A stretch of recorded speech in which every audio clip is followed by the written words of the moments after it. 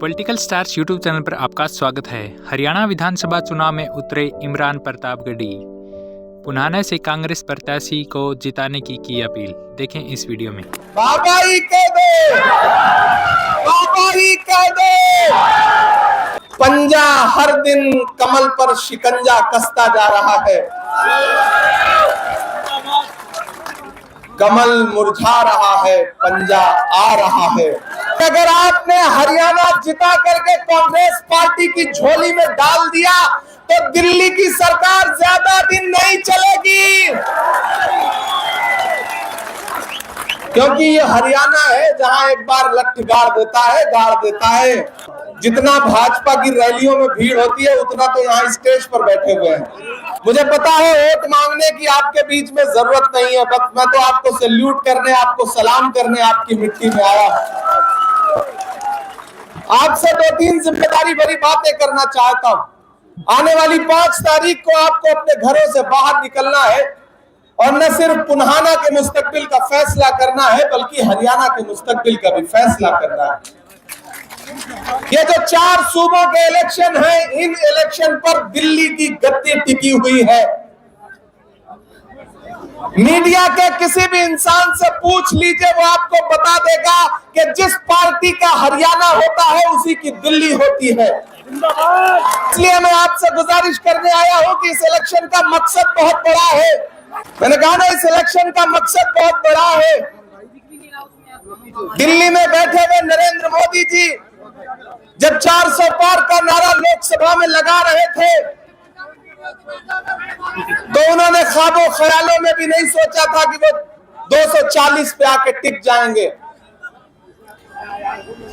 और अब 5 तारीख को आप घरों से निकलेंगे और जब 8 तारीख को रिजल्ट आएगा तो अगर आपने, खास तौर से पुनाना वालों, मेवात वालों, आपने कांग्रेस पार्टी के कैंडिडेट को जिता करके, चौधरी इलियास साहब को जिता करके असेंबली पहुंचा दिया तो आप जिता करके तो एमएलए बना के पहुंचाओगे, कांग्रेस पार्टी वहां से इंशाल्लाह वापस मिनिस्टर बना करके भेजेगी।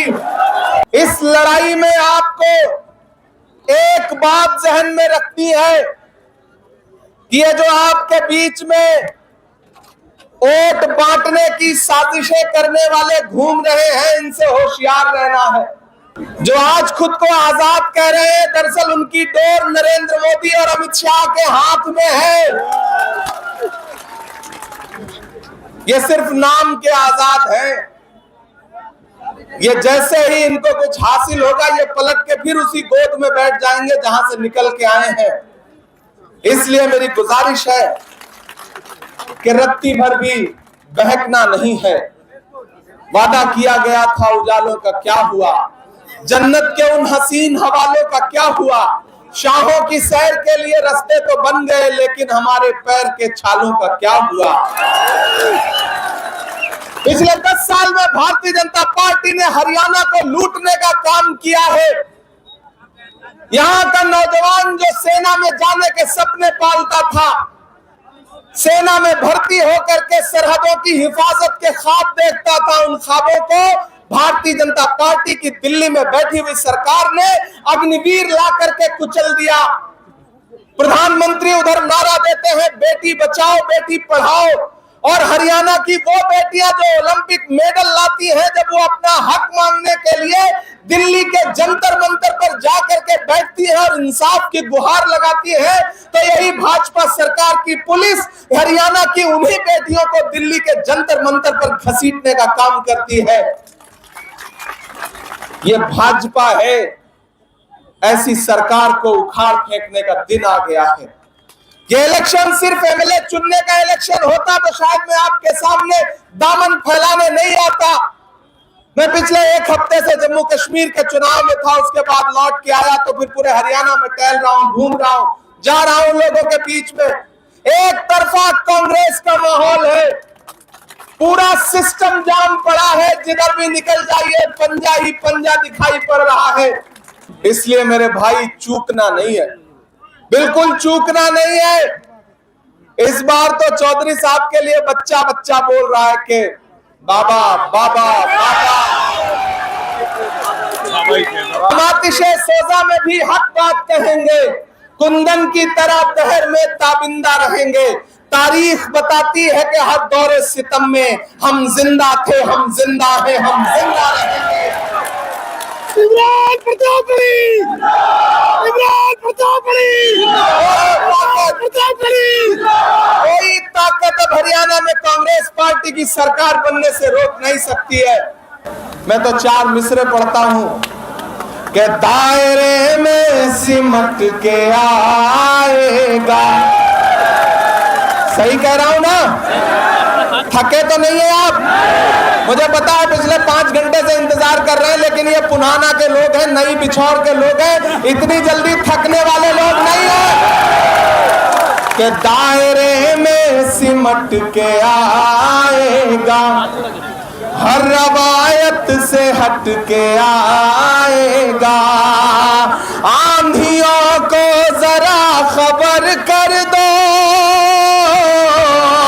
आंधियों को जरा खबर कर दो, शेर वापस पलट के आएगा। भाजपा की रैलियों में भीड़ नहीं है, किराए के लोग लाए जा रहे हैं, और वो जो किराए के लोग हैं ना, उनमें जोश है ना हौसला है। ये जो भाजपा के लोग हमसे सवाल पूछते थे कि बताओ कांग्रेस वालों 70 साल में क्या दिया, हम तो उनसे कहना चाहते हैं कि अरे भाजपाइयों, जो भाजपा सरकार अपना चलाया हुआ 2000 का नोट 7 साल नहीं चला सकी, वो हमसे 70 साल का हिसाब मांगती है।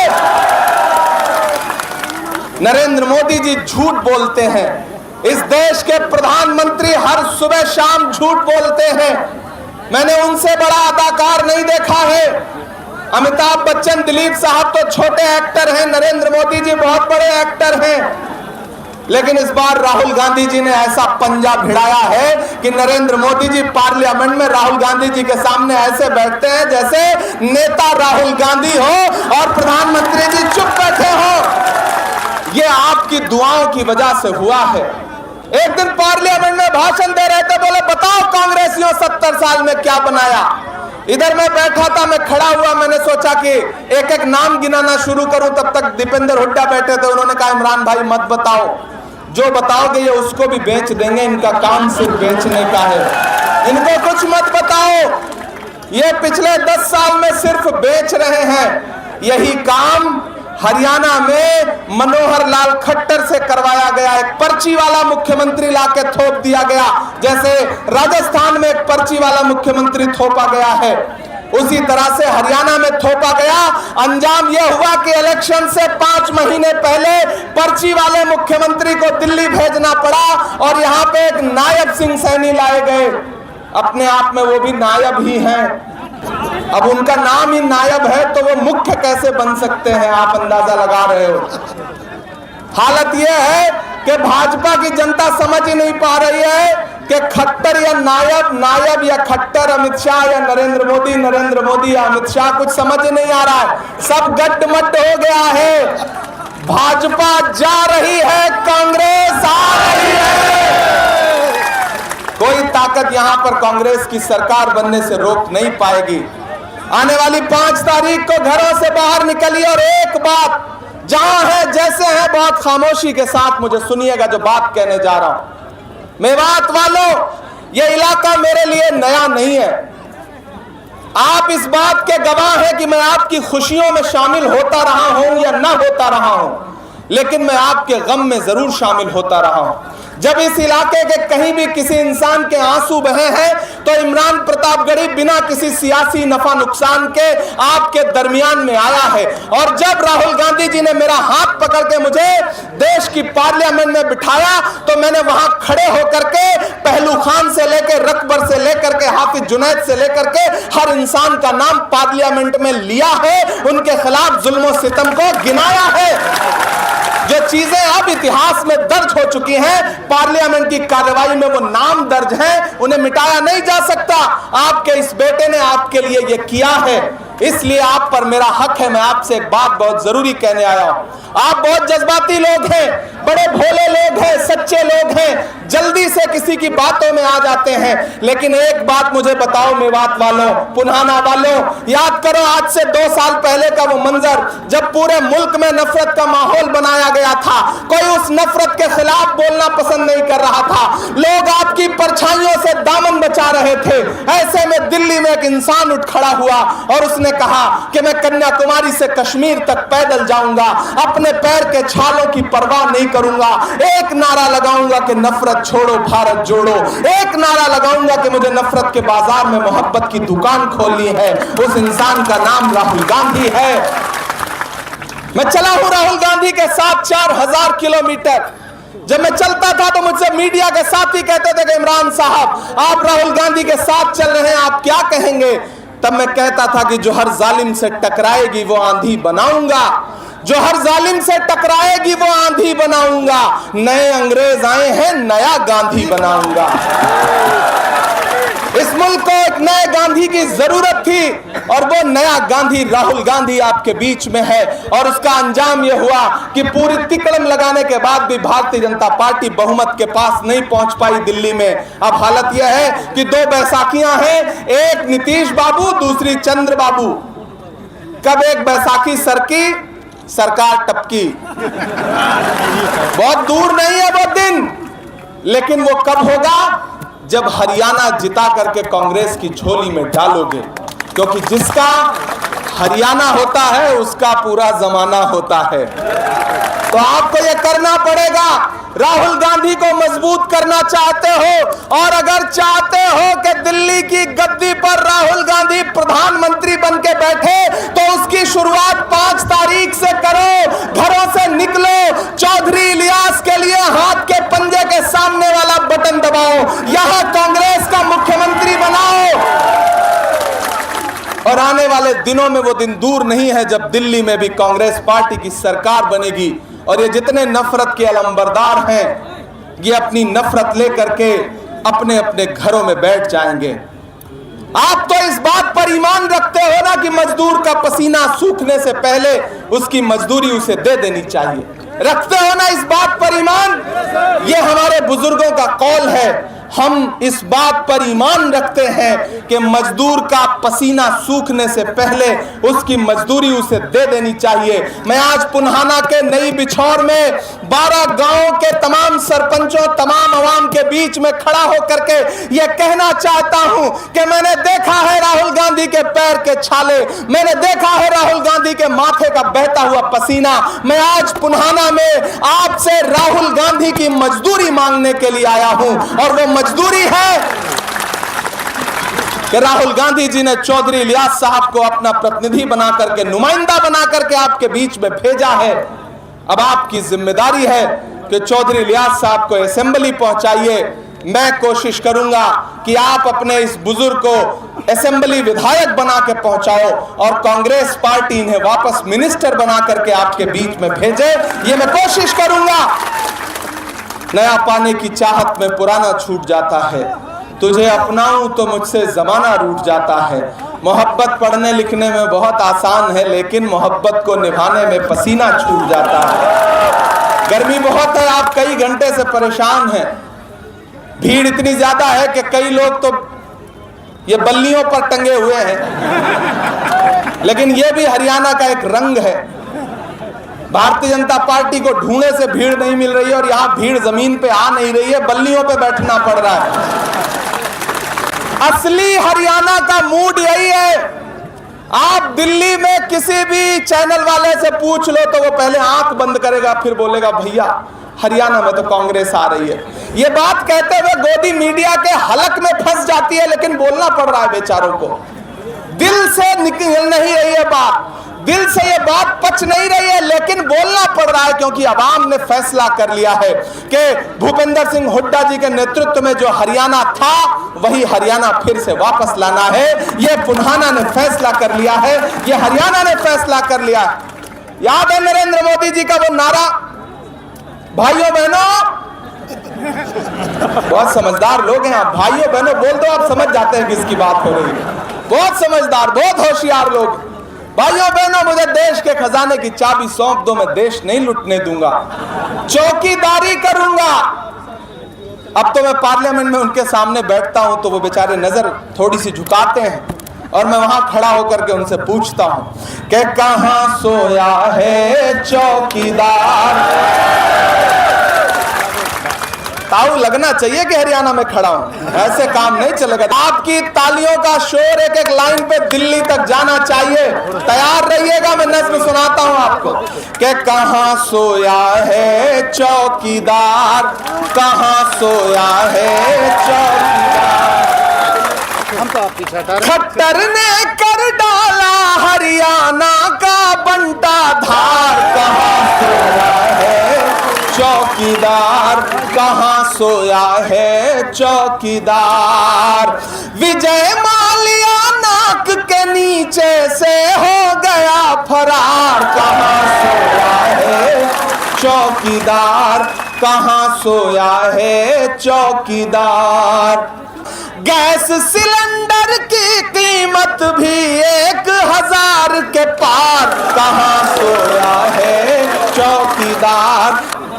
कि रेल बिक गई, तेल बिक गया, बिका हवाई अड्डा, सब कुछ बिकता देख के खुश हैं अपने जेपी नड्डा।